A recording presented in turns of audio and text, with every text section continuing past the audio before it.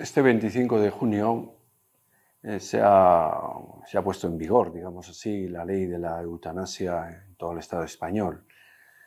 Bien, esto es una ocasión, y así lo han considerado los obispos de la Conferencia Episcopal, etc., una ocasión, digo, para reflexionar sobre el hecho de la muerte, la enfermedad, la vulnerabilidad, en fin, la transición, no sé, hay muchas opiniones al respecto, ¿no? Y también nosotros, desde los propios obispos, etc., queremos plantear nuestra reflexión, nuestros criterios, y sobre todo dejar claro que tenemos una propuesta.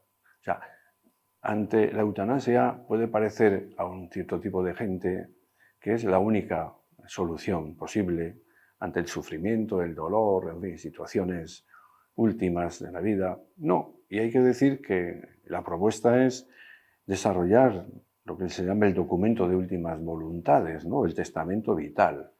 Hay gente que conoce esto bien porque no es una cosa nueva, viene de antes, ¿no? Se puede hacer ese documento que decimos de últimas voluntades también antes de esta época, pues ante un notario, ante pues Osakidetza, o sea, la salud, ¿no? Pero la novedad es de lo que se trata en este momento es que los obispos han querido impulsar como una campaña, digámoslo así, para que todas las parroquias hagamos un servicio a la gente que pueda tener un poquitín de respeto o miedo para ir a hacer ese documento a esas instancias, ¿no? ¿De qué se trata? De que al final cualquier persona normal, sencilla de nuestras parroquias, pues encuentre en la propia parroquia la ayuda suficiente para firmar nuestro documento. Los obispos han preparado el documento que dice tres cosas, que es lo que interesa en este momento clarificar, ¿no? Primero, que nosotros no queremos en ningún caso la eutanasia o el suicidio asistido, no. Pero no nos quedamos en la pura resignación, o no. Pedimos, segundo, y esto es en positivo, que a nosotros, si llegara la hora, se nos apliquen los cuidados paliativos. Esta es la clave. Entonces, que se nos apliquen los cuidados paliativos necesarios para no prolongar innecesariamente el proceso de la muerte. O sea, esta es la propuesta que se hace. Y junto a ella, ya que pedimos los cuidados paliativos, como cristianos, como católicos, que queremos una asistencia religiosa católica. Al final es esto, esas tres consideraciones, lo que el documento que los obispos han preparado y que viene a las parroquias y que está en las parroquias a disposición de todos, pues propugna, ¿no? Y tener esto claro, pues es necesario. No queremos para nosotros ninguna eutanasia, queremos que nos apliquen los cuidados paliativos y queremos una asistencia espiritual religiosa en la hora de la muerte, ¿no? Se trata de esto. Y decimos que ahora, a partir del domingo 27 de junio, se va a iniciar una reflexión, una campaña, una información, en fin, una documentación, de tal modo que gente de la pastoral de la salud, que pueda haber, u otros agentes de pastoral en nuestras parroquias, pues colaboren en este servicio, como digo, facilitador para que mucha gente que acaso no se animaba hasta ahora a hacer este documento, pues lo puede hacer en la propia parroquia, ¿no?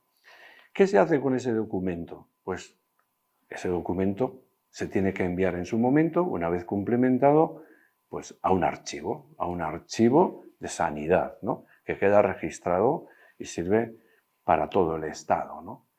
Porque es importante saber que ese documento queda inscrito en ese archivo y todos los médicos lo tienen en nuestra historia clínica. En el ordenador, cuando ponen mi nombre, etcétera, aparecería.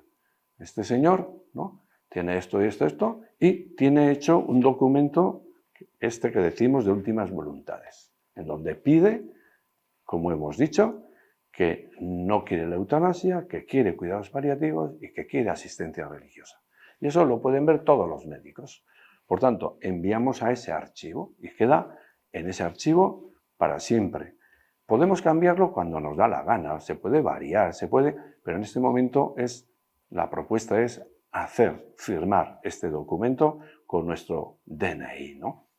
¿Y esto cómo se haría? Pues lo que he dicho un poco. En cada parroquia ya tenemos unas hojas registradas en donde cualquier persona se acerca y allí firma y el documento de identidad lo fotocopiamos y lo tiene que hacer Pues entre 3 testigos que pone la parroquia, porque la ley exige que sean 3 testigos y que no sean familiares, ¿no? Entonces tiene que ser esos testigos los que ya la parroquia pondrá para que esa cualquier otra persona pues pueda firmar el documento que estamos diciendo, ¿no? Insistía antes, quiero decirlo, ¿no? Nosotros como Iglesia no propugnamos la resignación. Pues qué remedio, te ha tocado, pues aguántate, tampoco es eso, ¿no? Pero tampoco decimos que ante el dolor, el sufrimiento, la enfermedad, en fin, la dependencia, la única salida sea la eutanasia. Es que no es verdad, ¿no? Y además consideramos desde criterios creyentes y evidentemente también humanos, ¿no? Así lo ha considerado muchísima gente a lo largo de la historia, que lo más humano de los humanos es el cuidado del prójimo. Hay muchos antropólogos culturales que han hablado de esto desde hace mucho tiempo. Lo que ha hecho humano al ser humano es el hecho de cuidar a su prójimo. Cuando la familia, cuando el grupo, cuando la comunidad, cuando la sociedad se ha puesto, en vez de abandonarlo porque estaba herido, en vez de dejarlo arrinconado, excluido porque ya no era rentable, cuando se ha dedicado a cuidarlo, pues entonces se ha humanizado la humanidad. Y eso es un rasgo fundamental que no hay que olvidar. Evidentemente, de los valores cristianos diríamos muchísimo más, porque Dios se ha hecho hombre en Jesucristo, de tal modo y manera que a través del hombre y de la mujer, en el espíritu, del amor, de la misericordia, todos nos vamos construyendo más humanos, ¿no? Más santos. A eso estamos llamados, ¿no? Por tanto, es una base fundamental de lo que nosotros creemos. Nosotros no queremos imponer a nadie nada, no debe ser ese el camino, pero no queremos callar nada. Queremos nosotros mismos reflexionar, orientarnos, hay que empezar por casa y proponer lo que tengamos que proponer a la sociedad y al mundo humildemente, ¿no? Creemos que la sociedad debe estar basada en una ética del cuidado, ¿no? La justicia del cuidado. La justicia es dar a cada uno lo que se le debe. Hoy día se habla mucho de lo que más justo es en cuanto que se le debe, es el cuidado, cuidar las personas, ¿no? Por eso creemos no que cualquier tipo de sociedad es defendible. Una sociedad, por ejemplo, hedonista, individualista, que no quiere asumir responsabilidades del prójimo, del ajeno, solo se interesa de sí mismo y cuando a sí mismo se le afecta, no es eso estimable, ¿no? Desde nosotros no podemos defender eso. Por eso hablamos de la ética del cuidado o de la solidaridad, bueno, del amor al prójimo, ¿no? Por otra parte, bien sabemos, ¿no? El Papa Francisco recientemente en unas declaraciones pues hablaba de no abandonar nunca a quien sufre, no rendirnos jamás, sino, es muy bonito esto, cuidar y amar siempre a las personas. Yo creo que este es el criterio que todos entendemos, ¿no?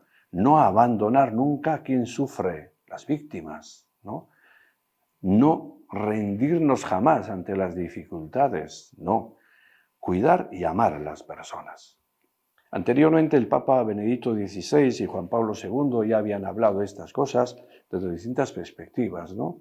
Recojo algo que dijo el Papa Benedicto XVI. Dice así: la grandeza de la humanidad está determinada por su relación con el sufrimiento y con el que sufre. O sea que mi humanidad, nuestra humanidad, está determinada por la relación que yo tengo con mi propio sufrimiento y con el sufrimiento del prójimo. Si yo me quiero escaquear, digámoslo así, si no quiero afrontar ese sufrimiento, quiero ir a lo aparentemente sencillo, si no me intereso por lo que está sufriendo la víctima en todos los sentidos, hay menos humanidad en mí y menos humanidad en el mundo, ¿no? Juan Pablo II, hablando también en ese sentido, decía: estoy convencido de que la eliminación directa y voluntaria de un ser humano siempre es inmoral. La eliminación directa y voluntaria de un ser humano es inmoral. Tenemos que considerar esto. Creo que esto todos estamos de acuerdo, pero hoy día lo que es moral e inmoral, hay tanta confusión, tanta diversidad y pluralidad. Tenemos el riesgo de no tener claro nosotros mismos cuáles nuestros principios y cuáles son nuestras doctrinas, ¿no? Bien, por tanto, esto es una campaña en muchas parroquias. En fin, iniciaremos el 27 de junio, pero lo desarrollaremos ampliamente con más tranquilidad durante muchos días. Bueno, la eutanasia pues, se ha iniciado, también es un proceso complejo. Bueno, y a eso, como decía, tenemos que decir que hay más alternativas. No queremos que la gente considere que la única alternativa, la más compasiva, la más solidaria, sea la eutanasia. No. Y por eso esta campaña de las últimas voluntades o el testamento vital que tenemos. Y esto lo tenemos que hacer antes, cuando estamos bien.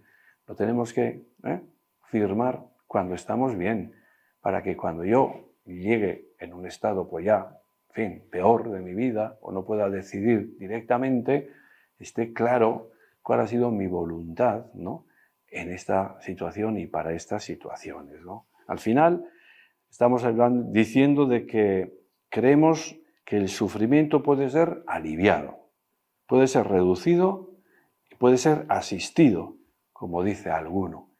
Nosotros desde la pastoral de la salud, ¿no?, dentro de la Iglesia como hacia la sociedad, tenemos este mensaje que vivir y que comunicar. El sufrimiento es duro. Todo sufrimiento es realmente costoso. Saber llevar el sufrimiento con dignidad es todo un trabajo espiritual.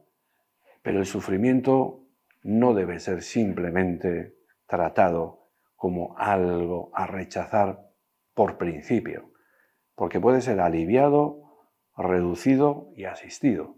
Y nuestra pastoral de la salud debería de estar o está, y en ese sentido trabajaremos para que cualquier persona que esté en situaciones graves, dependencias, enfermedades, ancianidad, y todos y cada uno de nosotros, pues encontremos, como digo, pues algo que nos pueda apoyar, que nos pueda orientar y que nos pueda aliviar.